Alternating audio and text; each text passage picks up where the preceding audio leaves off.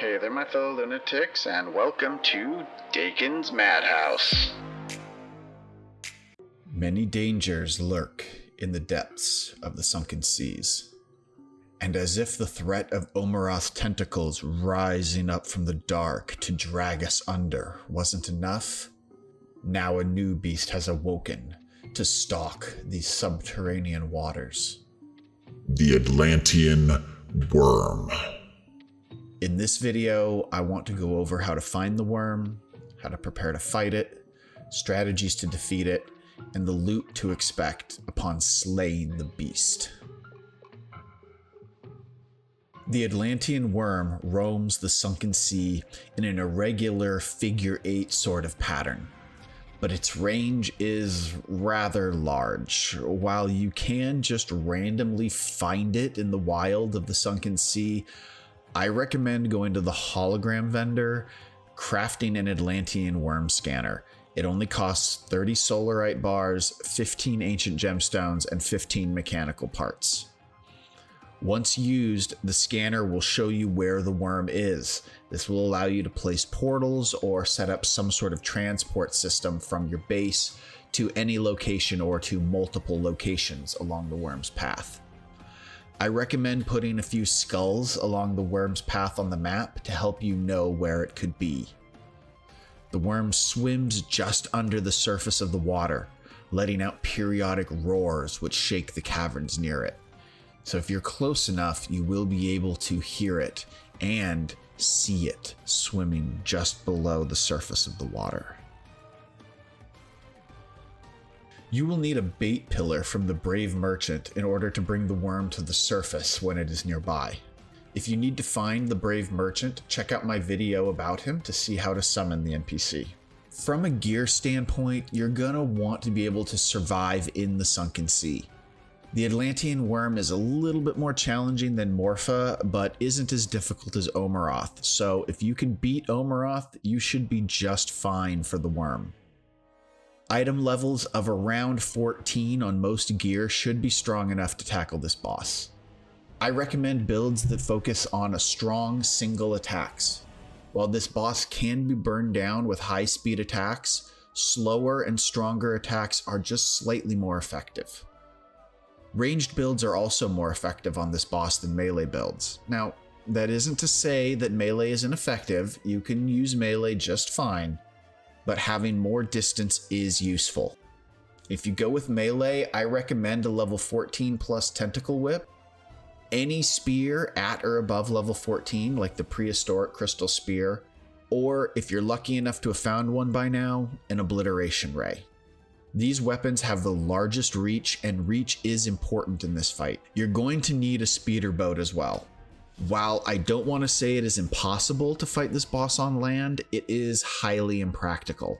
You should expect to fight the boss while in a boat, which also means you should use an owl lux for your pet, as you won't be able to use a pet to help you in combat while in a boat, and the owl lux buffs still work on you while you're in the boat.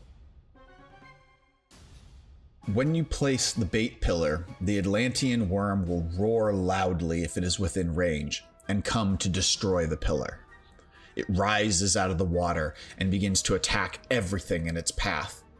Any tile in its way when it is like this will be destroyed, including ore boulders. And yes, it will leave the ore behind, so I'm sure that has a use somewhere. The worm itself moves like a giant wiggly snake around the water, running into you, trying to eat you and crush you under its weight. Its carapace is immune to damage. However, there are sections of the armor that are broken, letting you attack those segments to do damage. Once you've done enough damage to a segment, the worm splits in half at that segment point.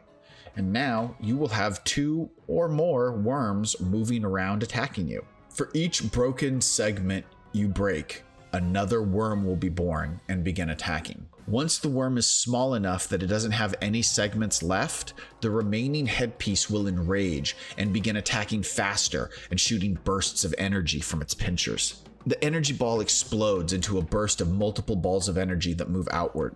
The closer you are to the worm, the harder it is to dodge that attack. It's It's another reason why ranged is advantageous here. When the worm segment is just ahead, it can be damaged normally. Just attack it until it dies. The goal is to avoid the moving worm segments and dodge the energy blasts while shooting the damaged segments and destroying the worm heads. It can be a bit tricky to avoid getting hit, so dodge builds do work well on this boss, as do builds with strong single ranged shots and high crit builds. Once all worm heads are destroyed, the final head will explode and the worm will leave us its loot. The chest for the Atlantean Worm can be placed in either water or on the ground, which is kind of cool. And it has this kind of white gold color, and I think this is one of the better looking chests. They've definitely done a good job on this one. Atlantean Worm also has a single item that is a guaranteed drop, the Atlantean Worm Heart. This is an epic food item that grants a permanent plus 100 hit points, but only once. All Atlantean Worm items are level 17 by default. This is good to know going forward, as I'm not going to talk about the level for any of the following items. We have, first of all, the Atlantean Worm Sword, which grants a bonus to damage to bosses as well as a life steal on hit. He also drops the Atlantean Worm Helmet, a solid piece of armor that grants health regen, a bonus to melee and ranged attack speed, a bonus to crit chance, as well as crit damage too. I feel like this is going to be a very popular helm in many builds. The Atlantean Worm Necklace grants health regen and damage against bosses.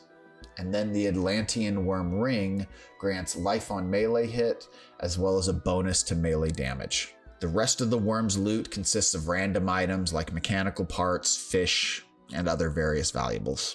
The Atlantean Worm is a challenging and entertaining new boss. The mechanics are unique for this game and provide a nice change of pace from a lot of the boss fights that we've kind of been gotten used to so far. I hope we get a lot more boss fights that are creative as this one in the future. And I think that just about wraps it up for today's video. I hope you enjoyed yourself, and until next time, stay crazy.